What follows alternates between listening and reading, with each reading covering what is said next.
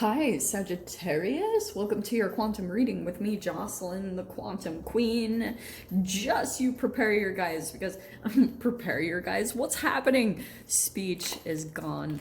I've been looking into some new content. So, yeah, I'm sorry I wasn't here last week. I've been diving into some new information just because I needed to kind of mix things up with the whole quantum take and just things that I've been seeing in the energies anyway, and that's what I'm gonna dive into. So this is for Sagittarius, Sun, Moon, or Rising. And as always, welcome to my cross watchers. Cross watcher, you could be dealing with Sagittarius, and the message could be for you. So feel free to take it however it resonates with you and your situation. Keep in mind that these are general and timeless readings, and if you guys are wanting to book a one-on-one, my website information is down below, so you can check that out. You can subscribe to my website too, and that way you'll get a notification when I go live. Dude, this card is freaking constant. Okay, I'm gonna take those. So, and as always, just thank you guys so much for your love, your support, your likes, your subscribes. We just freaking hit 100,000, and that's really crazy. So thank you guys all so much. If you've noticed, I shut off the comments. It's just because I kind of need that right now for some peace of mind. I love your amazing comments. I was really torn about shutting them off because of that, but the negative ones, I just kind of needed a break. so I might turn them on in the future. We shall see. So this is what we're going to dive into. Dude, Sag. Okay, you guys might be in some sort of crazy situation, and I feel like with the father, okay, every time we talk about this, yeah, it could be that you're dealing with some sort of masculine in some way, shape, or form, or shadow-wise, you could be dealing with some type of like, see that black and white, there's a highlight going on with maybe the way that you're operating. Like, I mean, a lot of the times when I see the father come up, it can come up with, you know, what was your relationship with your father? How detached was he from his emotions? How aloof was he? Or whatever the masculine was, like maybe you only had a mother and she had to take on the aspects of the father as well. And so that's also going to play out. Like any type of issues or significant moments that there were intense emotions that you entangled with your father, that's the energy that's probably going to be playing out, either currently with your father or with a potential person right now. So we'll see, because there's probably going to be a bit of a reflection that maybe even unconsciously, Sag, like if you're dealing with another person, I think the question is where you land on the spectrum. Do you land on the side where you've kind of come into, maybe you've gone through a certain amount of healing mother wounds or mother issues, okay? And now you're on the other side where you're like diving into the shadow of your father and what he was dealing with, and maybe it's because you've maintained some type of independence, like you've reached some level of independence in your life, so now you're diving into this whole other aspect of yourself and you're attracting completely different relationships. That's either right now or that's soon to come, because we have the healer, and that's why I'm talking about it all in that way, because there's something coming into completion. There's like a union taking place, because I always say that's the three heads that are split and trying to come back into one to make you feel whole. So here's the other thing though, okay? This also could be three different energies that are either in your reality right now or coming in. It could be three different masculines or whatever it is. And it's kind of trippy because it's kind of confusing. Like, I'm even getting it. I don't know if this is your guys' confusion, but I almost feel like there's a certain pattern that you're going through in your relationships, and maybe there's a couple that you've been able to pinpoint where you're like, okay, I can see how this reflects this part of me. Like maybe there's one masculine relationship where you feel like you're kind of like chasing after their approval unconsciously, and maybe that's a part of the dynamic that you've been around in, like this merry-go-round of that whole chaser runner dynamic. But at the same time, it's kind of like when someone's chasing after you, like it could be that whole situation where you want someone, but and maybe they do want you. like there could just be this, I can just see there's a split in energies. All right. Okay. And there's the flame energy. So there's the fire here. So it feels like there's definitely a person here. And it could be, you've got Thanatos, which is death. And it could, like this web, it does feel like this kind of cycle that you're continuing to go through. And you're going through these really significant points. Like every point you come to, this is almost reflective of what's going on in your brain, the neural net wiring in your brain. You're like going through specific patterns based off of like how you usually react. Your emotional reactions, your emotional triggers, they're all playing out in a very specific way. So you guys might have a person that comes back into your life very soon that almost like shocks the shit out of you. And I'm saying that because of apocalypses. This is gonna blow your mind. It's like totally gonna be like, what? Because it's gonna wake you up to maybe a similar pattern that you keep doing. Like you're almost like you're trying to break free of something that makes you possibly feel stuck. And I feel like it could be tied to a situation where you're trying to like almost run from something in your childhood, and it keeps bringing it back. It's like the universe keeps bringing it back in until you kind of see it, because the rejection of it is what's pulling it into you. You know what I mean?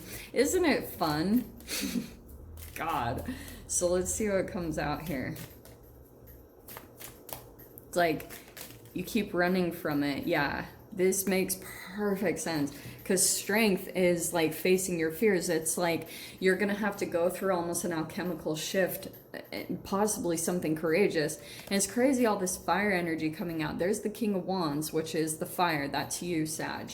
And so wow, like it's kind of crazy that both of those came out, because that's the Leo card, right? And coming in underneath the flame. So there could be some type of situation in whatever it is, you're possibly dealing with people, but in general, your environment, there could be something about your next level will be taking a risk in whatever that could mean for you. That could be a million different ways, depending on what your guys' specific fear is. Because it could be tied to your confidence, like your creativity, whatever this is that you decide to approach, that might actually be the thing that kind of dissolves this web that's held around you. So I guess that's the question, is what is it that you need to take action on, or what it would be good for you to take a risk on at this time? Because I feel like in whatever way you can kind of conjure up the emotions of courage will be the alchemical solution. You know what I'm saying? It's almost like that's the thing that's going to turn that base level or base metal of fear into gold, into a flame, into action that you can move forward on. Yeah? Okay. Yeah, this is what I'm getting the sense of. There could be a certain situation going on with the Seven of Swords where it's kind of like a sneaking energy. It could be self-deception, where you keep telling yourself some situation or some environment is good for you. You're like, yes, this is what I need. This is what it is. And you could be in, I would just take a look at the shame here. Because is there an underlying shame where you feel like you have to sneak, or you feel like you can't be yourself in your environment or in your relationships? Because overhead we have the Queen of Swords. So there could be a particular person that, look at this, she's taking control over this monster, similar to the Strength card. So it's almost like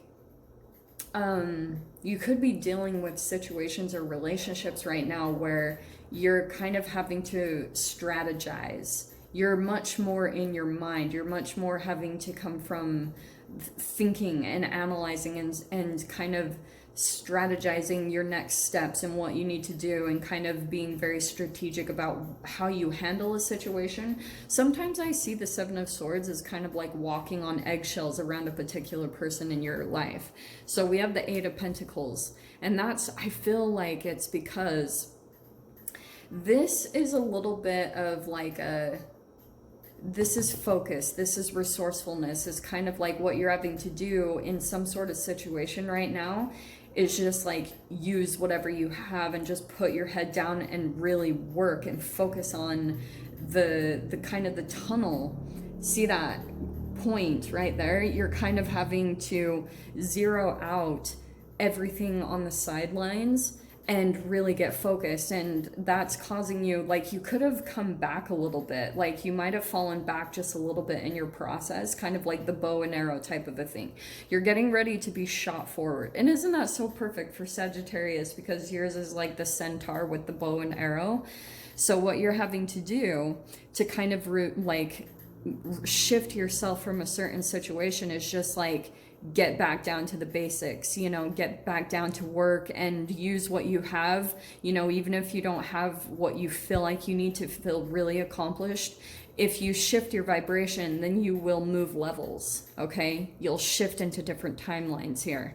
In the past position, we have the Four of Wands. So there was some type of reunion or something that took place, something about your home environment. There was some type of celebration that came in here previously, but I feel like you might have started to see that this turned very quickly into a situation that might have taken from you more than it actually gave. So that's why you're having to kind of really get focused and, not get distracted while you move through this process and while you shift to something better for yourself, okay? So we've got the Ace of Swords coming in, which is really good. I feel like that's some sort of clarification, that's answers, that's a lot of clarity that's just gonna, you'll see it. It's when your head is down, when you're focused on just like doing something, and it might even be at times when you're more in focus on something that you enjoy doing, and then boom, there will be answers that will come in. There will be little tiny ideas that kind of make you think like, oh, maybe I should do that right now, and then all of a sudden you'll come into the answer or the way out or just the clarity and truth that you need to kind of shift into a direction for wherever it is that you're wanting to land, into true stability, into true union with what you enjoy. So we have the Eight of Wands. That's some sort of communication that's coming in. We have the Seven of Cups, which is exactly what I was picking up on as far as distractions, okay? Because I feel like this is going to be a very pivotal moment where energies are just going to come in that kind of like distract you from some sort of stability. And it might be a little confusing at times about what choice to make, okay? So be very clear. Ace of Swords is about you seeing very clearly into situations, seeing clearly into deception, being very clear-minded about like people around you or situations, because a lot of people are operating in fear, which causes a lot of clouded energy. Okay, so we have the Three of Pentacles in your mind. So I feel like, yeah, in your mind right now, you're just like trying to set yourself a stable foundation, maybe even building something for yourself. It's more around finances or something like home and finances, I want to say, because this Three of Pentacles and the Four of Wands for some reason are kind of combining to look like maybe even you're looking for a situation, work, or living situation that's going to help be the foundation where you can really expand yourself, okay? Your final outcome card is the Four of Pentacles. Yeah, because I feel like what you're going to have to do just for a little bit is kind of like maybe reserve a little bit of your energy as you're shifting through this, because not to freak you guys out, but I just feel like there could be this whole apocalypse that you're in this process of removing this big veil of deception around maybe the way that you've been seeing yourself or seeing situations, or just like maybe even the choices that you've been making, like the direction you've been going. It could have been connected to a particular person that you've been kind of like trying to keep things from, or like, I don't know, there's just something about the influence there. But I'll dive into the extended. We'll get much deeper into this. If you guys want to join me over there, of course, feel free. Go down below, click on the Vimeo link, and I'll see you over there. But Sag, if this is where we leave things, I'm sending you guys so much love, wishing you all the very best, and I'll see you in your next reading. Take care.